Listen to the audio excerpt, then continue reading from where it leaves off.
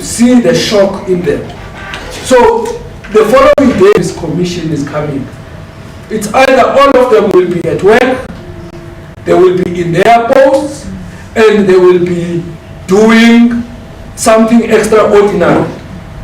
And in our process of these inspections, we also speak to the clients so that they can also give us their own experience. So that's the work we did as well with the forensic laboratories of the SAPS, where we picked up a whole lot of challenges that are affecting the entire service chain of the criminal justice system. Because some of the criminals who commit these crimes, for example, people who murder people with the use of guns, you need those bullets, those cartridges to be tested in a lab so that they can know if this was a legal firearm, it's registered, under whose name it is registered, so that they can trace the person, and also if it's an illegal firearm, so that they can know that there's a number of illegal firearms that are not registered in the system. But if it takes long, evidence gets affected in the process, and some of them, because they can't be arrested and sentenced. They get arrested, they get released on bail because there is still investigations that are going on. So those are the challenges that we have. It's very shocking that in the public service, someone can resign today, cash their pensions today. They cash their pensions today and it gets processed. And then tomorrow they get back into the public service in a new position. It happens in the public service. How they get it right is a big question. And those are the matters that we are looking at. Because the GEPF indicated to us that there's more than 2,000 cases that they have dealt with in that way. Someone exits the system, they process the payment, and it gets processed very fast, and then the next thing, the very same person is back in the system. It's a problem, because some of the people do that when they have got financial problems and they want to sort their financial problems out, they resign and then they get back into the system. But it's wrong, it's unethical, it's fraud. So those are the cases, but we want to go to the individual cases. That's the work we are still doing, to investigate the individual cases so that we can deal with. The sad story is that the legitimate claimants, people who are out of the system, we've got elders who have gone on retirement at the age of 65. Today they are 67 years of age. 2 years down the line, they have not yet received their monies.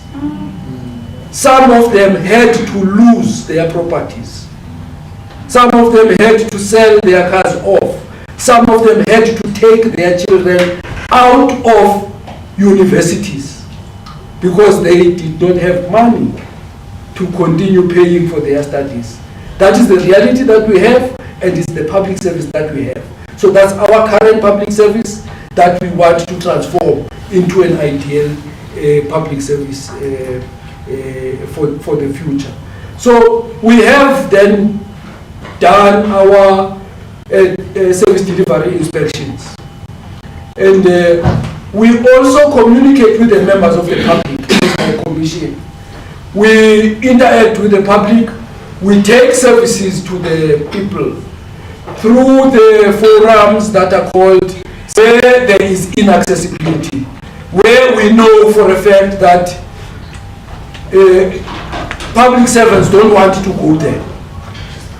We identify those areas, we take services to those areas. We go with the Department of Health, we get mobile clinics, we get all the services of the Department of Health, we get the Department of Home Affairs, we get SASA to come and help with the registration of social grants and so on and so forth. we get the Department of Social Development, all service delivery departments. We work with them when we go to these communities. And I can tell you that the communities appreciate that, and it is received very well, and it helps to improve the lives of those people. Because I make an example here, I'm from a very rural province. It's the biggest province in the country with the smallest population. So you can imagine what happens if you have a biggest space of land with the smallest population. It means distances between towns are far and wide. This morning I made an example of a community of Rietfontein. There's no Home Affairs office in Rietfontein. There's no social development. The only thing they have there is the police station and the bottle store. That's what they have. So if they want to register a birth, half the time people in that community, they give birth at home. And if they want to register a birth, they need to hire a vehicle for nothing less than 600 rands to take them to Uppington Hospital, for them to go to their offices of Home Affairs and so on and so forth. And most of the time they will travel that distance. And then when they get to the office of Home Affairs, it's downtime, the lines are off. If the lines are not off, the queues are very long. Then come 4 o'clock, your public servants will tell them that it's time for us to go home, we're knocking off, come back tomorrow. Now imagine a person who has traveled that far only to be told to come back tomorrow. So those are the hard realities that our people are exposed to. And those are the things that we as the Public Service Commission are working hard to change. That is why the Department of Home Affairs, as we speak, is procuring mobile offices on an I-12. It's those trucks with all the office equipment that can go to the rural areas. So we want to make sure that all the South African citizens get access to these services. So as I have said, I'm not going to speak a lot. In terms of the grievances and complaints, we've got the statistics, we can give you the statistics, we can break them down. But as we have said, this is an interaction and a mingling session, so we don't need to give you all the details because you're not necessarily going to publish tomorrow, but we can engage. I am ending here. And thank you very much. I must add, he spoke lesser than professor. Ladies and gentlemen, it's that time of questions. Okay, I note Mashudu certificate from the Independent News. Other question? All right, I'll start with. Where do I start? Ladies first. Actually, you can ask, and maybe, yeah, okay, I introduced you already. So, yeah, there was mention about sanctions. That the Commission can make recommendations and it's binding, and if it's not adhered to, then there are sanctions. What are those sanctions? And then I just want to find out. I don't understand. I hear about all these values, but then I read News 24 and I see the people who signed off on the 1 billion rand payouts from Tembisa Hospital that Babita Diokoran died for after she was a whistleblower. Those people are still working there. Do you, as a commission, take note of these kind of reports? Do you intervene? Clearly, there is no accountability in that department. If you could just help us to understand that. Okay, that's Antoinette from Rapport. Mashudu? I'm worried about the PSC thinking that they've been doing anything. The professor spoke. You know, there are so many instances that I can give you now, which is not the time, where the PSC has not done anything. What does the PSC do?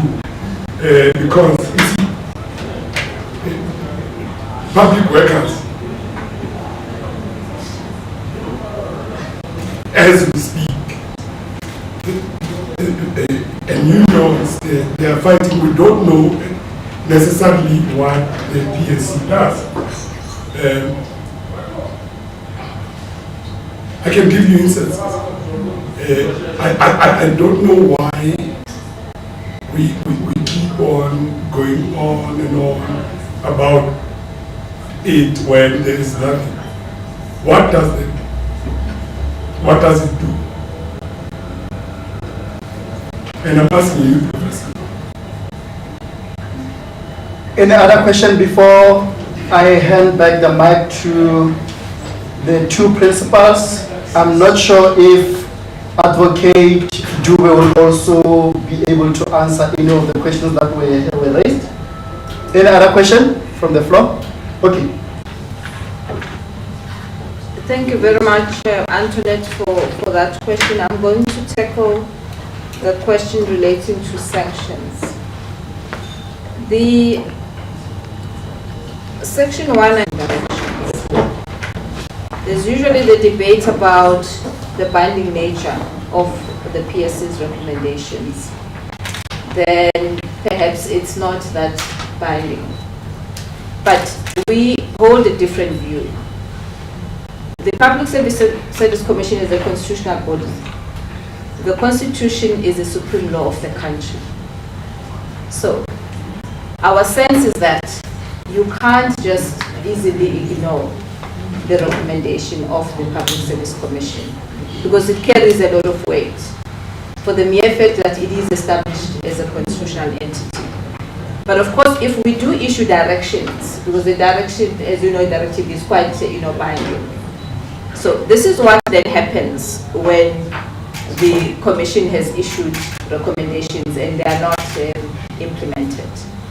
The commissioners have got access, direct access to the executive authorities, meaning ministers.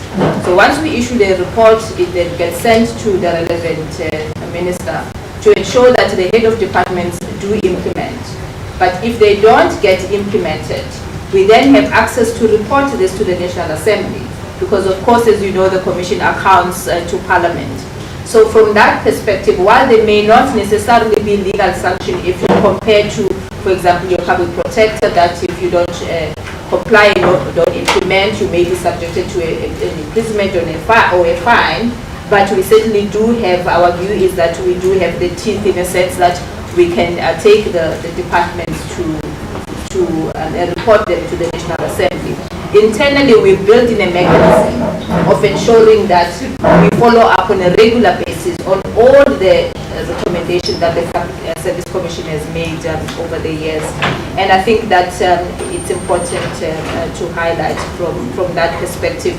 There's also the view that with what we see is happening currently with, let's say, a constitutional body as your public protector, where since the Kanda judgment, which confirmed that the remedial actions of the public protector are binding, we are finding that the constant commission has taken a different approach to say that, look, if you take and utilize what we refer to as our soft power, as opposed to the hard power, you're finding that you are able to then get buy-in serial, antagonistic type of approach. So from that perspective, we do believe that we are, effective. However, it does remain a challenge for the Public Service Commission, because if we assess the percentage of implementation of the recommendations of the Public Protector, of the Public Service Commission's recommendations, we're finding that it's really not yet at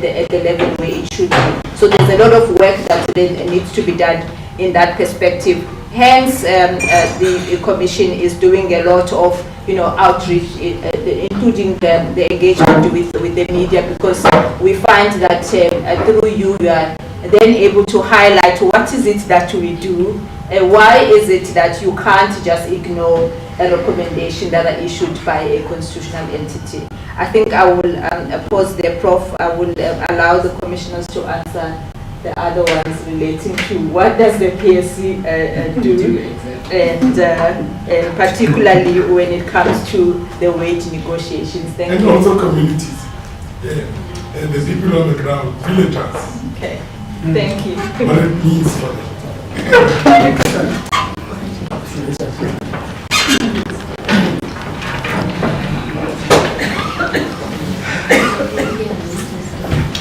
No, thanks.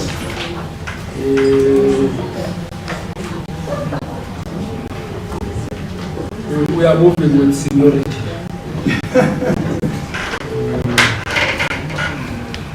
So I'm starting. Just in addition to what the DG was saying, if we find ourselves failing to use our soft power, we have an option as well to use the hard power. We have an option to approach the courts to declare our recommendations and order of the court, and when they are declared an order of a court, whoever fails to implement, we have option, is an option to us, but we hardly use it because we want to engage and pursue these people in the spirit of a longer working relationship, and also in the spirit of ensuring that we change the outlook of the public service. That's what we do. We also have powers to summon the accounting officers. When you issue summons, what happens? It's also a court process. So when we summons them, they do provide us with all the information we need if it's in relation to the Tembisa Hospital case.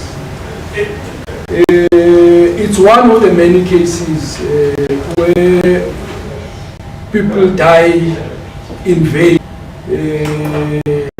like Papita Meyeso case. There are delays in the grinding of the wheels of justice. These wheels of justice are grinding very slowly, and as they grind slowly, they leave the criminals on the loose. And that is the challenge that we are faced with. You would remember the rules of natural justice, where they would be saying you are innocent until you are proven guilty. So there has to be proof that you are guilty, and it can only be proven in a court of law. So where there is still insufficient evidence, for example, we've got a number of officials that have been suspended from the Department of Health in terms of what is the progress in terms of the investigation, because it has been quite some time that people were suspended and there's been investigations, and of course there is evidence that has been exposed by the media, and I also came in and raised the matter to say, one, we are accountable to the communities that we conduct to deal with the communities. The Public Service Commission investigates the human resource practices in the public service. We've got a number of cases where, for example, we forced the departments to reverse irregular appointments. We investigated irregular appointments, we made findings, and we forced the departments. That is why if you go to the website of the Public Service Commission, you will find a guide which has been developed by the Public Service Commission to guide the public servants. A guide on the correction of irregular appointments. There is a guide there that guides the departments, and when we make those findings, we do that. All the cases that are reported in our national anti-corruption hotline that are relevant to us, the Public Service Commission has got investigators within the Public Service Commission that investigate these cases. And in all investigations, commissioners take the lead. And we have made many occasions in relation to a wide variety of issues within the public service. So that's the work that the Public Service Commission is doing. So we have a responsibility granted by the Constitution, and perhaps as honest and committed South African citizens, I am certain that each and every one of you in this house, you have a copy of the Constitution. And you can just go to chapter 10. Just read the whole chapter 10. It's not very long, it's only 2 sections. Section 195 and section 196. It outlines the work of the commission, and also it outlines the structure of the commission. So we do a whole range of things. That's why on a quarterly basis we release this publication called The Pulse. It's a report on the work of the commission. So I wouldn't understand why a person would just ask, what does the Public Service Commission do, without explaining what exactly you mean, or what are the issues that you think maybe the Public Service Commission is supposed to do and that the Commission is not doing. So I think we will leave that question at that, because it just ends there, that what does the Public Service Commission do? And I think I've responded in terms of what we are doing as the Commission. Thank you very much.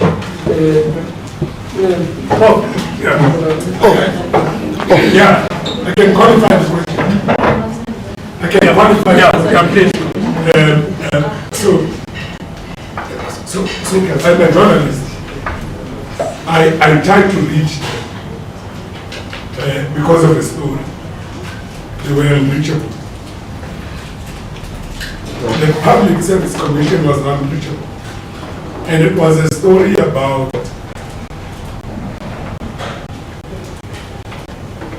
public service servants have to fight for bread. It was in the book. I did that story. It was okay.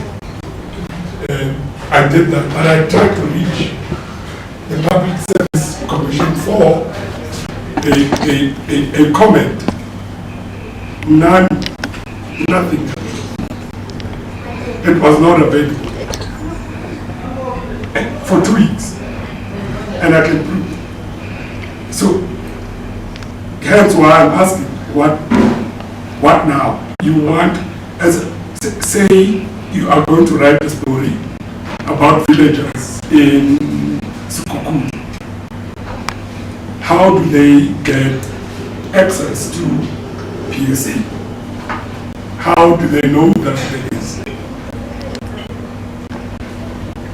If a journalist can't get hold of it.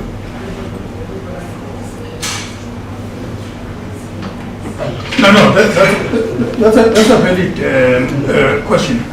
I think what we are trying to do, if you recall right from the beginning, we indicated that we are building, from an environment where we know for a fact that such issues are here and such issues are in existence. So to what extent then are we saying as we are gathered here with yourselves, you are going to be taking it upon yourselves to ensure that there is this visibility of the Public Service Commission to our own communities. I mean, we were actually just in passing laughing at that in many communities when we talk about Public Service Commission, the first thing that crosses the minds of communities is, are you talking about the Public Servants Association, which is a union? You know, because this is what people will actually know about. The other point that makes you to realize that the question of visibility is critical is when you look at the NAF. I mean, the NAF as an independent, you know, area where communities can report without actually having to identify themselves. So which means that they can report me without anyone actually knowing their identity. We still have to work hard in ensuring that citizens understand that they have that avenue. You know, so when you look at the percentage of those reports, it is still fairly minimal. So we are working towards ensuring that we can up the game in that area, so that we can do precisely what you are saying. So the extent to which then we can reach a point where, as a matter of principle, I, as a public servant, should know that my failure will not simply just lie hidden wherever I am, because communities will begin to expose me. That's a part where then the visibility, but at the same time, that dialogue that we spoke about earlier, of ensuring that as citizens, together with the way in which we understand our own citizenry, will immediately put public servants on their toes, will begin to matter. So these are kinds of things that don't just happen overnight. So we have to build towards it, but we are guaranteed that working together with yourselves, we can get faster at that level. So we can't do it alone. So that is why, I mean, that question is actually on point. So we have no reason, you know, to contest it. And similarly, on the question of the sanctions, I think, you were answered on that one. But clearly, you know, there's something else that perhaps I also need to mention. That, you know, the point that is going to be making the Public Service Commission, you know, to be seen to be having the teeth rather than just the gums. You know, when you threaten a person that I'm going to bite you, and they know that you don't have teeth, oh, they'll laugh at you. They'll laugh at you. Say, how are you going to bite me? You don't have teeth, right? So with the gums, I will still survive. You know, just leave me alone. But if I say I'm going to bite, and they know that you have teeth, they'll be scared, right? Because you know what it means. So these are things that we actually have to put also in the public domain, so that your failure can automatically expose you. You know, exposure is painful. You know, when you are hiding, it is all well. But once you've been exposed, even if we have not yet begun to bite, because we've exposed you to say you've done the following at the expense of the community. I mean, if you say you don't have any shame, there must be something wrong with you. Of course, we do understand that the problem that is confronting our society, there is corruption, for instance. Corruption actually is a malaise within society. Because what it does is that it basically destroys that level of consciousness that makes you to fear doing something wrong. So once you reach that point, it means that something fundamental must be done about you. So that is why we say that much as we do all this work, we cannot fail in ensuring that these values that are in section 195, we have to live them. That those public servants must live those values. Because that's the only way in which we can be successful. Because unless those values are success. So these are kinds of things that are available here. You know, so there is some serious work that has to be done. I don't think we are going to be simply just turning the corner, you know, almost immediately. So we're working hard at this, but we know that it's a question of time. But we need to fast track these processes because at the end of the day, we want our public service to do precisely what had been envisaged as we transitioned into our own democracy. I mean, we know that we are far from it. We are far from it. So we need to change gear so that we can get to where we're supposed to. So those are kinds of things that we need to be successful on. And I can tell you that when you've issued the recommendations and there is no reaction in a positive sense of the word, and then you then show that you have teeth by saying that failure to implement without any kind of submission that says that you are not implementing because of the following reasons, which have to be presented, by the way, within a particular defined period, that our understanding is that you don't have a choice but to implement. Because that's basically how we work. So failure to do so means that we will actually take you on. So it's not just a question of saying that all is well. So we're happy that you have received those recommendations and so on. If you want to take them and file them in file 13, and we don't do anything about it, it means that the problem lies with us. Because we have to insist that those recommendations actually get implemented. So those are kinds of changes that must be in place so that we can appeal to the kinds of expectations that you have. And then the public servants that are there, knowing fully well that they've done wrong things. I mean, as Commissioner Koya indicated, that we find that even if we have released the recommendations, we have to wait then for the law enforcement agencies, to do what they have to do, so that we can then say everybody is treated equally. Because we can't simply say that now that we've pronounced on this, we say now we don't want to touch them because they have not yet gone through those particular processes, which will then take them through whatever channels where they have to be taken through. So those kinds of processes must always be given room, to run their course as well.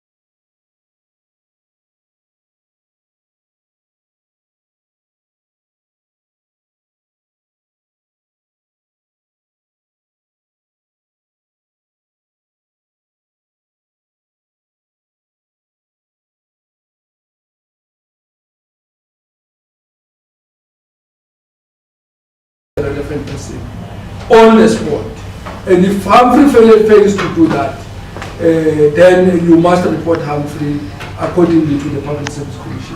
That's what I would want to appeal. But you can't be looking for a comment from the Public Services Commission for 2 weeks. It's one of the two things.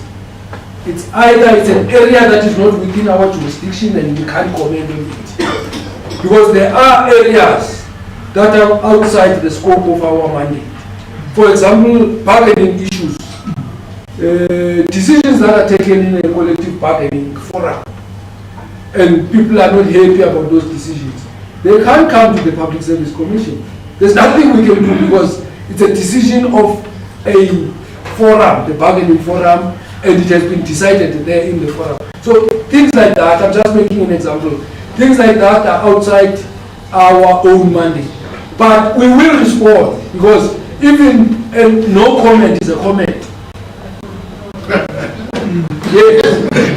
Yeah, if you call me and then I say, I don't have a comment on this matter, that's the comment. That's what you must write. The Public Service Commission was approached and they refused to comment on this matter. Or else we say, this is not, but if it's not within our mandate, it's within a mandate of another constitutional body, we can refer you to that particular constitutional body. That's what I just wanted to raise. Thank you very much.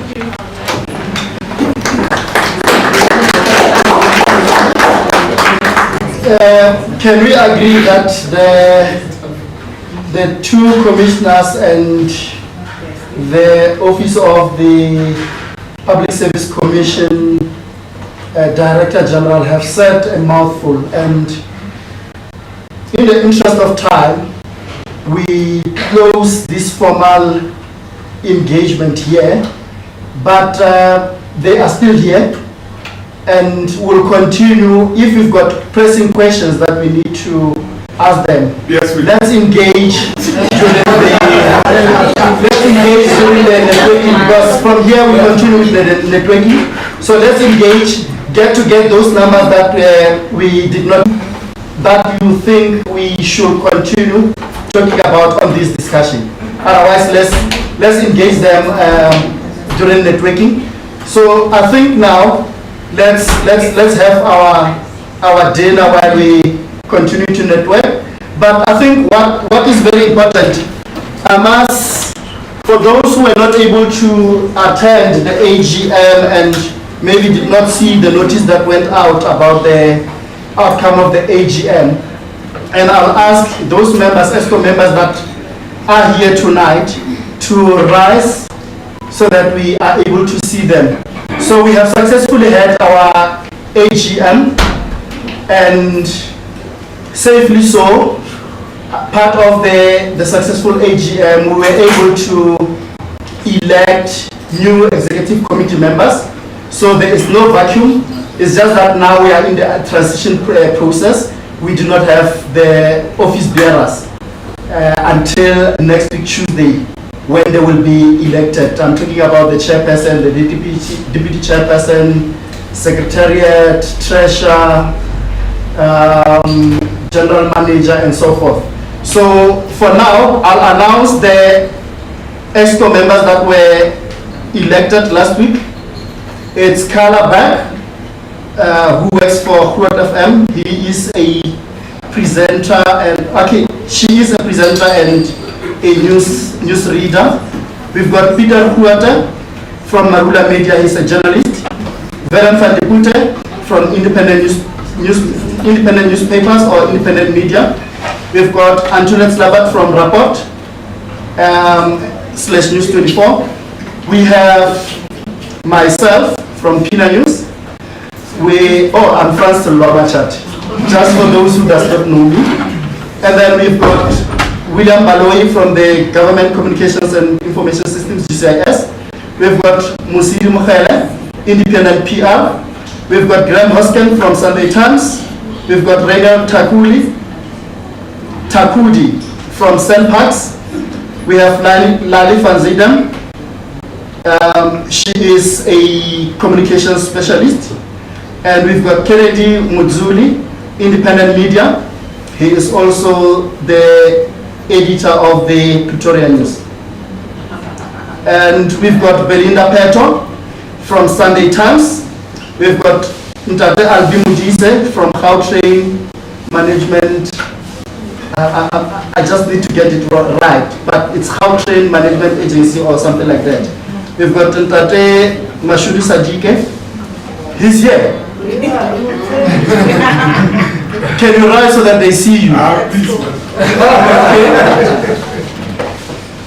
And then we've got Ananias Ndlovu from Naledi Media in Rustenburg.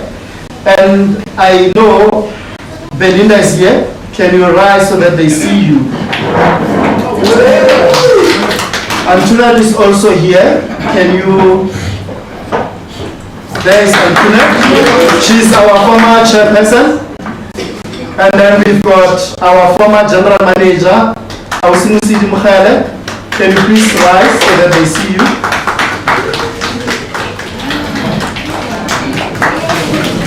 Is there any other member that is in our midst and I did not see that is on the exco? You. No, I'm here. You see me. Thank you so much. I think for now, I'll give you the next 15 minutes for those who still want to buy the raffle tickets. And I've got very good raffle gifts or raffle prizes, including the 3-in-1 food blender. So it's your normal blender and some food processor, blah, blah, blah. I'm not mostly in the kitchen, I'll not know much. But I've got that as well, and very nice goodies. So, that one can be arranged outside. So for now, I think let's eat, network, and continue with our refreshments, I'll see. And then 20 past, can we agree we're doing the raffle? Yes, please. Thank you so much. 20 past 9, we're doing the raffle.